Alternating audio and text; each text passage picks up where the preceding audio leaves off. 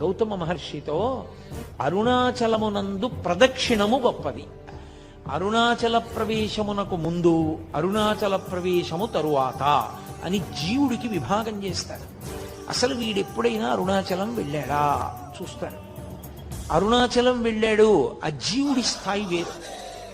అరుణాచలం వెళ్ళలేదు, ఆ జీవుడి స్థాయి వేరు. ఇప్పుడు అరుణాచల ప్రవేశం చేశాడు, గిరి ప్రదక్షిణం చెయ్యాలి, ఆ గిరికి ప్రదక్షిణం చెయ్యాలి తాను. ఆ కొండకి ప్రదక్షిణం అంటే శివుడికి ప్రదక్షిణమే. ప్రదక్షిణం అన్న మాటకు అర్థం మీరు బాగా గుర్తుపెట్టుకోవాలి. ఏ బిందువు దగ్గర మీరు బయలుదేరారో తిరిగి ఆ బిందువు దగ్గరికి వచ్చేయాలి. కుడి చేతి వైపుకి మీకు కొండ ఉండాలి, ఉండేటట్టుగా తిరిగి రావాలి. అలా తిరిగి వస్తే దానికి ప్రదక్షిణం అని పేరు.